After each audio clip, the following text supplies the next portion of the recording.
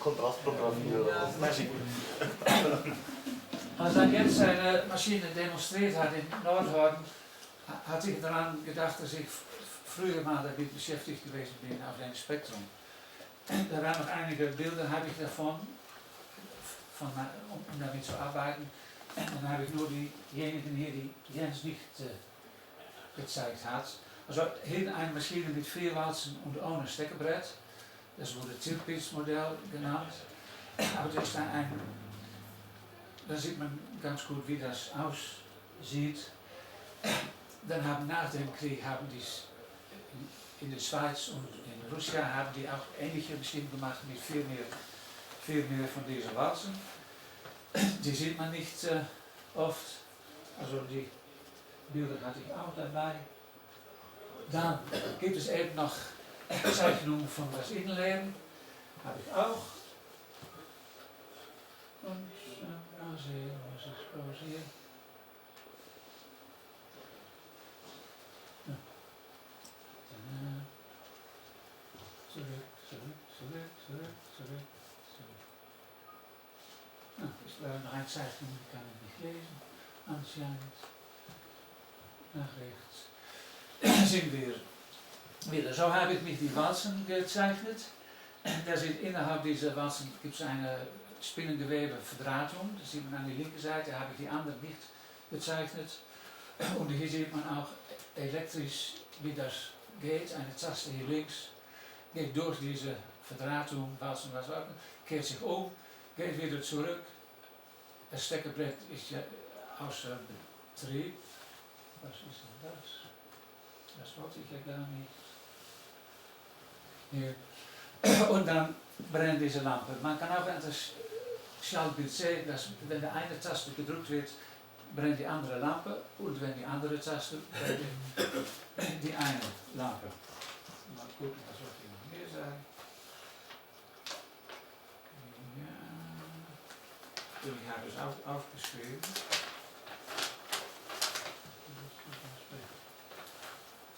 Das nächstes Bild, da musste ich auch noch etwas Grafisches tun. Da habe ich schon auf dem PC eine Zeichnung gemacht. Dann musste das auf den CD viel kleiner, aber da konnte ich noch alles darauf bekommen. So, die waren auch schon da. Nochmal wieder die Walzen. Da habe ich da unten aus einem Buch genommen, das Anzahl von den Möglichkeiten. Das habe ich ja nicht selber berechnet. Es gibt im Internet sehr gute Videos, wo das erklärt wird, wie die Maschine genau funktioniert mit einer anderen Maschine. Man kann so tief gehen, auch mathematisch, das ist super toll. Wie man will, ja. 66 Bit und 80 und 84 und so weiter. Also das ist schon eine irre Zahl. Also. Ja, diese habe ich in einem Buch gefunden und ich habe gedacht, wenn es nicht stimmt, dann wird einmal das eine das bestimmt werden.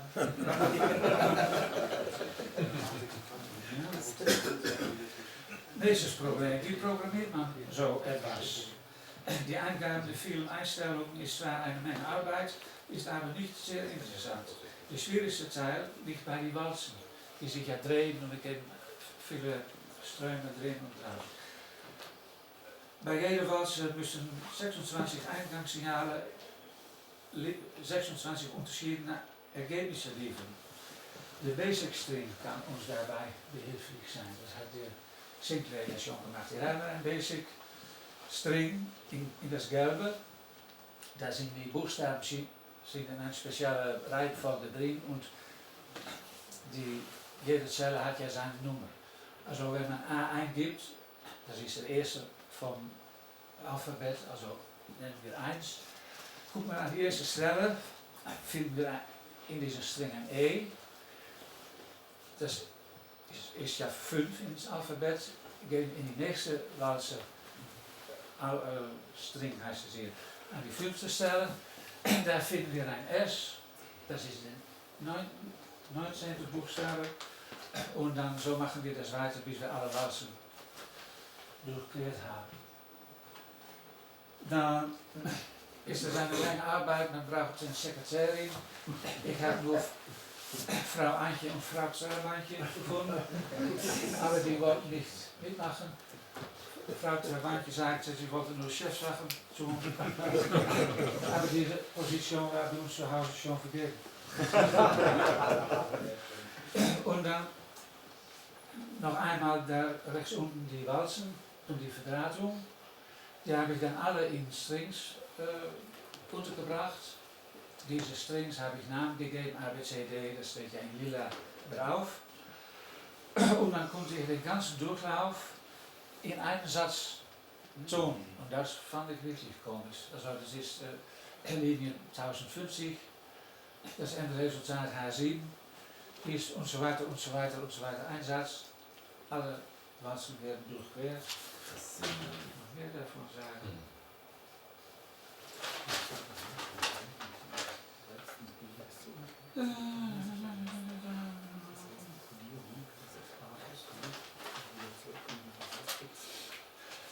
Dann gibt es auch noch die Walzen, die drehen sich bei jeder Tastendruk.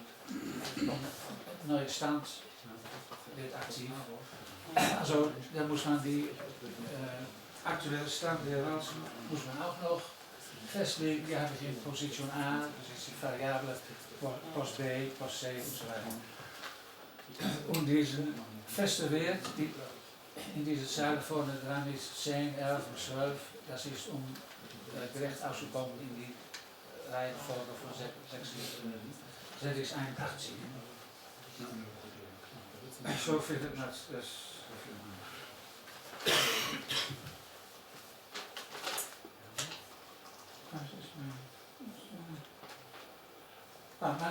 Das ist das komische, angeboten wird E-String, das ist am Ende der Reihe und das Resultat kommt aus in H7. Ja. Ik heb een bril niet nemen. Brauchst du Licht? Nein, geht so. Ja. Was hier nicht gemacht wurde, ist das Steckerbrett. Das muss mit diesem H7, muss dann das Steckerbrett noch durchquert worden. Und dann kommt eine andere Buchstabe da vorne. Und da möchte ich jetzt mein Programm zeigen, wie das macht. Dann muss ich hier hinaus. Hier. Ich hatte das schon. Hier kommt het zo. Rijk. Ich habe dann eine kleine Demo geschrieben, weil ich gedacht habe, das wird auch keine geheime mit sich mitgebracht haben von euch. Also, dann geht das Demo los. 2.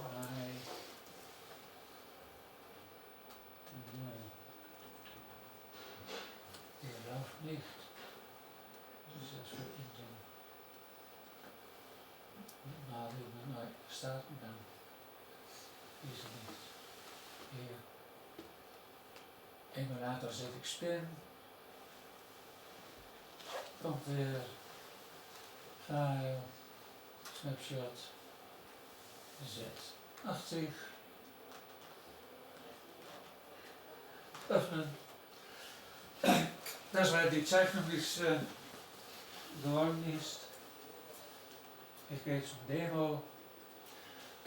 Wie will ich das sehen als Text in ein kleines Window oder möchte ich sehen, dass die Lampen blinken. Ollie, dat ik kurz den Text. Jetzt muss die Maschine eingestellt werden. Da sieht man rechts in grün, sieht man welche Walzen gebraucht werden. Man sieht die Linkstellung, man sieht die Grünstellung, die Berichtstellung. Und da ganz unten die Stecker, die sieht nicht im Bild, aber die steht, was verbunden worden ist.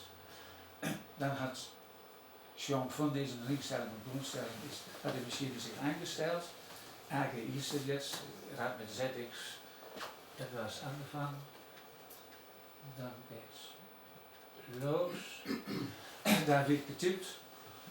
Und dann sieht man, wie die Lampen, ich konnte die ja nicht an und aus, also die mussten dann ein wenig farblos fassen. Also oben kann man sehen, wie die Walzen sich drehen. Ja, und die Walzen drehen sich, ja, genau wie es gehört. Also, und wenn das alles, das ist nur ein Demo, wenn das alles stimmt, dann muss ich ja das Bericht von Jens auch dekodieren können. Ich kenne Jens seinen Bericht nicht, den habe ich auch aufgeschrieben, also das möchte ich gleich ausprobieren. Hausaufgabe.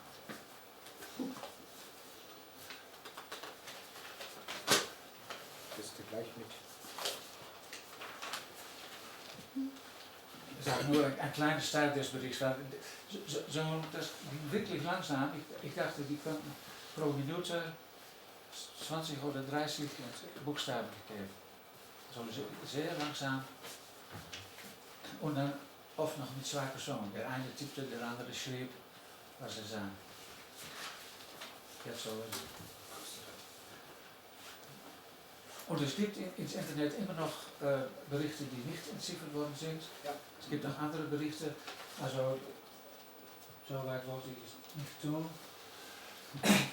Das hebben in gelbe den Input und auskommt in das blaue. Dann denke ich, dass ich jetzt versuchen werde, ob ich jetzt sein Bericht entschlüsseln kann. Hast du den da? Habe ich auch geschrieben. Soll ich? Ja, dan sagen wir Setup, welches Modell, DP-Modell, die 3 Rotoren. I haben wir lesen nicht alles. Wandsanlage, wie das heißt, 214 habe ich gelesen. Reflector sollte C zijn. Auch Ringstellung. ZXT, ja. ZXT. Die Grundstellung auch. Auch. Habe ich auch. Ja, ich Ich habe dachte, beides du hast gleich gemacht. beide gleich. Okay. Zuerst zum Stekkerbrett. Ja. Das ist A, E, C verbunden mit H, verwechselt soll man sagen, N mit W, J mit S Ja. und G mit V. Ja, auch da Grundstellung ZXT. had ik de ZXT. Ja. ZXT. Auch. Dann Berichtstellung. Das waren die erste Buchstaben, die Jens an seinen Bericht mitgegeben haben. Ich möchte die lieber so einführen. Das wurde OBV. Doch? Oh. Er sagt hier, the message setting should be derived from the message.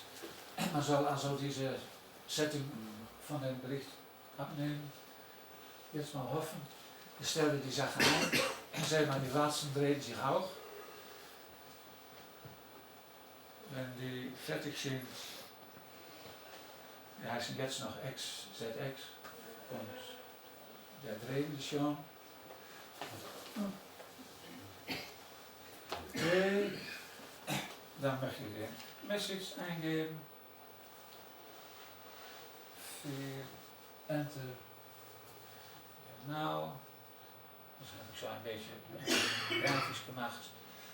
Die erste Buchstaben, Jens, deze QL, die gehören noch nicht. Ich kann sie dir Dia, Jens, die Dia. Ja, aber gehören die noch zum Bericht, oder? Nee, das ist OBV. Das ist OBV, dann brauche ich die noch nicht zu tippen. KLMLF, also bei Ich IFB. habe OBV ist schon drin, het Bericht Okay, selber. verstehe. Ja? Bei IFB. IFB. Einfach IFB. Ja, ein Buchstabe falsch und das Ganze ist IF. B, A, jetzt verstehe ich. Q, Z, W. W, Q, wieder Q, D, C,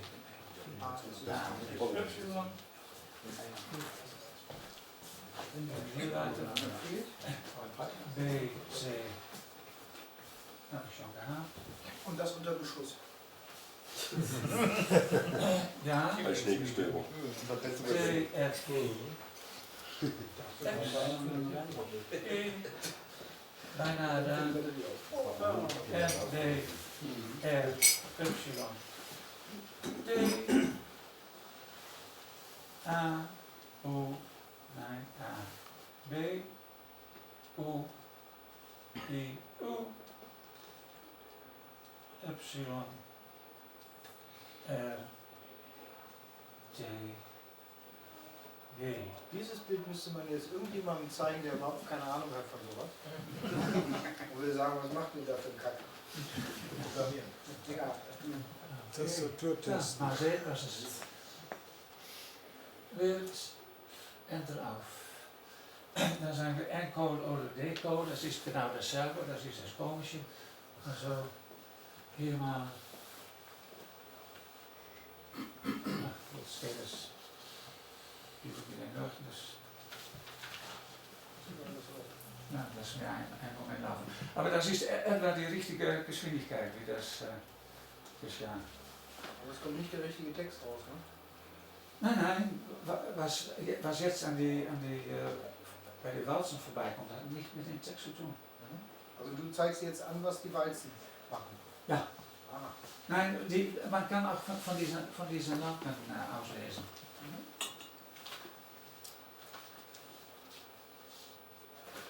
Den Text war etwas, habe ich nicht aufgeschrieben. Man sollte es so lesen können. Da kein Q rein, kein H, kein X. Irgendwas stimmt nicht, aber gut. Ja.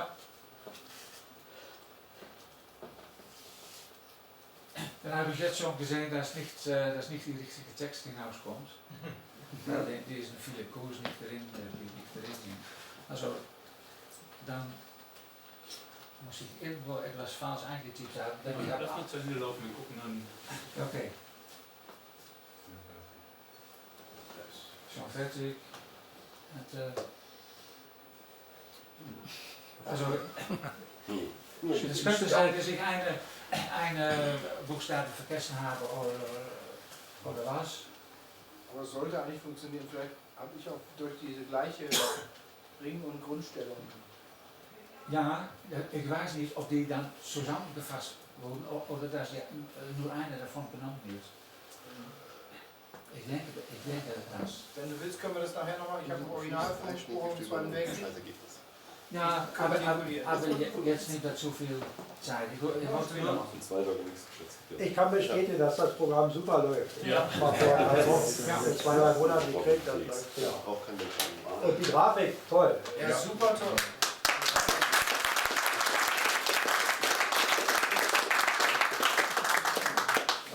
Wer noch Geheimsachen mitgebracht hat, meldet bei Jens eine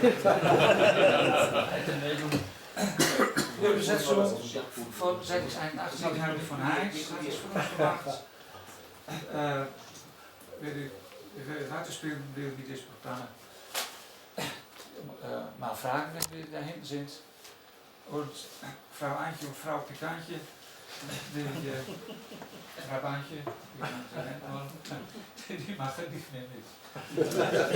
Wir haben es zwar mitgeschrieben, aber sind nicht mehr Aber es werden auch heute verfügbar. noch Verschlüsselungstechnologien eingesetzt. In jeder Regierung, in jedem Geheimdienst.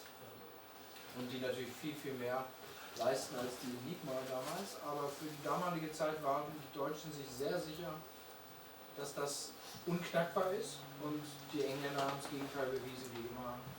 Andere. Aber der Krieg ist dadurch um 2 bis 3 Jahre verkürzt worden, sagt. Die haben ja eine geklaut, das ist ein U-Boot. Ja, genau. M3. Es gibt auch einen Film, Imitation Game, der ist in den Kinos gelaufen und auf Video zu erhalten und der zeigt das sehr deutlich, was der Turing da gemacht hat. Auf seine Art und Weise. Jens, hohe Personal an Front gehabt, die haben 10.000 bis 15.000 Leute beschäftigt. Ja, ja. Ja, das ist schon. Da haben sie ja Maschine gebaut, das ist In jedem Büro, ne? Genau, wie bei uns in der Firma. Ne? Jens, du hattest vorhin gesagt, dass niemals der gleiche Buchstabe rauskommt, den man eingibt. Also wenn du ein A tippst, kommt nie ein A. Kommt nie ein A raus. Wodurch ist das garantiert? Durch die Dadurch, dass die Verdrahtung. Walzen verschieden verdrahtet sind. Also auch durch die Kombination der Walzen kann trotzdem nie wieder ein A Kommt rauskommen. trotzdem kein A. Das war eine Schwachstelle von dem Code. Also dadurch Das war wusste genau es das. mit Häufigkeitsachen Genau. anfangen Fehlende Sache konntest. wurde dir E kommt sehr oft vor und dann wusstest du das E, wenn das nicht da ist, dann war es gerade eine E, die gedrückt wurde. Und das spielt aber eine Rolle, dass der Startcode, den hat ja der Funker selber gegeben. Grundeinstellung hat er den Startcode hat er gegeben. Und da gab es einen, der hat immer den Vornamen seiner Freundin eingegeben als Startcode. Das war auch ein Haken. Jedenfalls wurde es im Film so beschrieben. So ist es auch.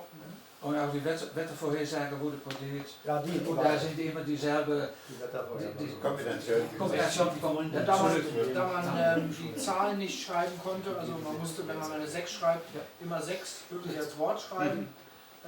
6 Grad oder 10 Grad, Wassertemperatur, solche Temperatur waren immer Worte, die eindeutig waren.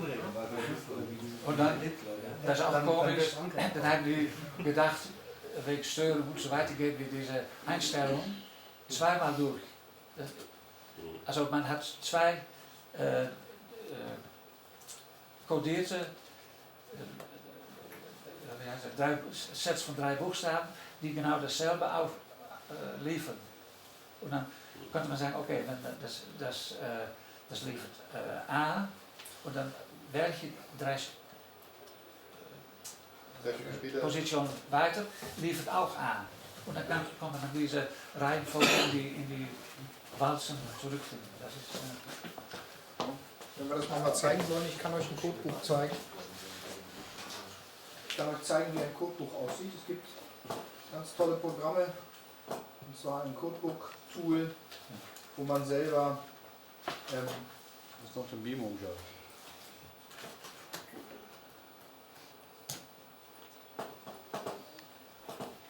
so, und das habe ich dann hier jetzt unter Computer Diverses. Windows.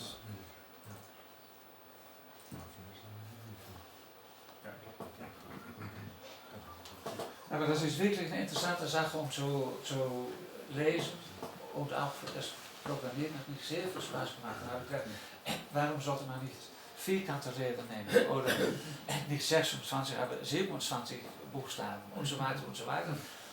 Das hat man mit einem Computer, mit einem ZI eben viel besser. Ja, viel. Wo ist es jetzt? CX81 Computer. Diverses Codebuch und das habe ich Hallo genannt. Ich habe hier mal ein Beispiel von einem Codebuch. Du musst noch ein Beamer umschalten. Beamer umschalten. Nochmal umschalten. Das ist das Beispiel eines Codebuchs. Hier sieht man den Tag, die Walzenlage, die Ringstellung, die Steckerverbindung und 4 Kenngruppen in dem Fall. Ne? Die wurden übermittelt und dann wusste man, wenn die rauskamen, dass die war. So sieht sowas aus. Und am Ende kriegst du eine gültige Seriennummer für Windows raus, oder? Fast genauso einfach. Das ist originale Hinweisschild, ne? Wie die Bedienungsanleitung sozusagen, die nehmen nochmal die Schlüssel der Buchstaben.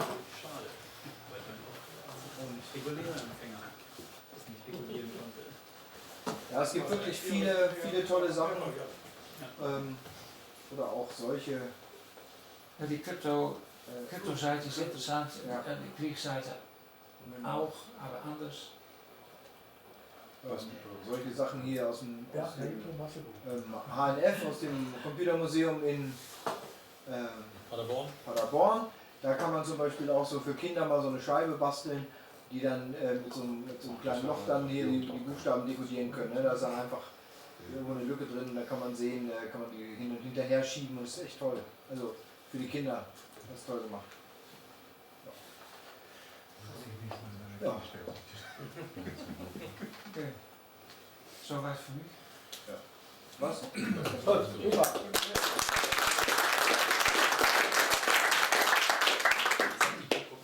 Nochmal, haben Sie so ein Ja, nachgestellt, ist jetzt schlechte Qualität. Ah, Die Enigma in echt, in einem Einsatz. Das sind die Walzen. Die werden dann eingesetzt. Umkehrwalze, Steckerverbindungen. Und dann geht's los. Der eine drückt, der andere schreibt. Dann wird gemorst, telefoniert, wie auch immer. Und so weiter. Und dann kann der andere das gleiche wieder dekodieren. Ne? Der Denkgerät hat nicht diesen Doppelstecker. Was bitte? Der hat ja ein Draht mit zwei Steckern an beide Seiten. Ja, genau. Du hast nur einen Stecker dran. Ich habe nur einen Stecker dran, aber reicht ja aus als Kontakt. Okay. Genau. gut, damit wir eine längere Kaffeepause haben, fangen wir 16:30 an für die letzten beiden Kurse.